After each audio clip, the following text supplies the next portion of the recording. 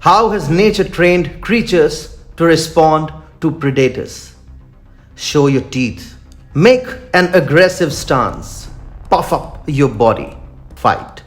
Because a predator doesn't understand the language of folded hands. Only power deters a bully. And that's especially true in case of China and Australia. Hi and welcome. This is TFI Global, the foreign affairs and geopolitical analysis arm of the TFI Media Group. And I'm your host Atul Mishra. In this video, I will discuss why Australia needs to go nuclear as soon as possible, as a belligerent China is in no mood to play nice. Let's begin. Australia started an ideological battle with China last year.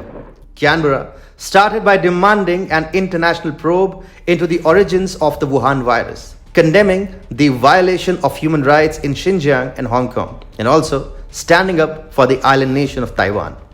But the Sino-Australia battle is no longer merely ideological. It is fast turning into a strategic, economic, and geopolitical face-off, which could easily lead to the militarization of the bilateral tensions. China is belligerent. It does not care for world peace and attacks anyone who defies its hawkish policies. Australia is no exception.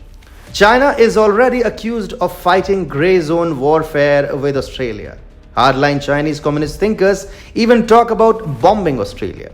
So the latest turn of events carries an important message for Canberra. Go nuclear before Chinese belligerence spirals out of control. In fact, there are growing calls within Australia to develop nuclear deterrence against Chinese belligerence. Earlier this month, Hu Shijin, editor-in-chief of CCP mouthpiece Global Times, wrote, "I suggest China make a plan to impose a retaliatory punishment against Australia once it militarily interferes in the cross-straits situation." Reflecting his violent mentality, the Global Times editor-in-chief added, "The plan should include long-range strikes on the military facilities and relevant key activities on Australian soil if it sends its troops to China's offshore areas and combats against the PLA." Hu concluded, "If they are bold enough to coordinate with the US to militarily interfere in the Taiwan question and send troops to the Taiwan Straits to wage war with the PLA, they must know what disasters they would cause to their country." China has a strong production capability, including producing additional long-range missiles with conventional warheads that target military objectives in Australia when the situation becomes highly tense.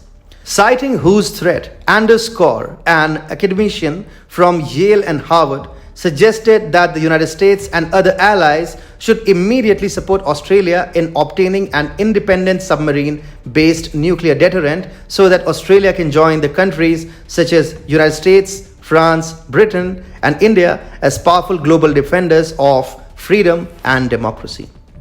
Corr also spoke about the limited time period within which Australia will have to go nuclear. Writing in the Epoch Times, he said, "Australia has a limited window of opportunity in which to go nuclear, after which China's rising power and regional hegemony will make an independent nuclear Australia impossible." According to Corr, the limited window of opportunity could be as short as 5 or 10 years.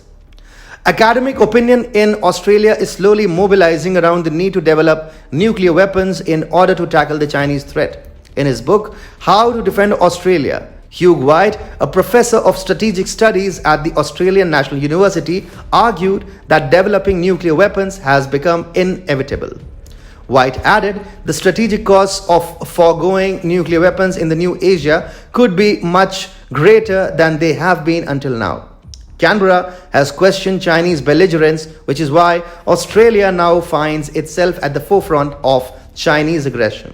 Bangkok Post quoted Malcolm Davis, a military planner, as saying, "Far from being in a strategic backwater, Australia is very much now a state in the front line." China is a bully one cannot reason with. If the paper dragon acquires asymmetric firepower, it will simply seek to undermine its ideological rivals. And in the case of Australia, China is already threatening to use its lethal military power against Canberra. Ultimately, Australia will have to understand that it cannot fight Beijing without ramping up military strength. If Canberra has to handle China, There's only one option: go nuclear.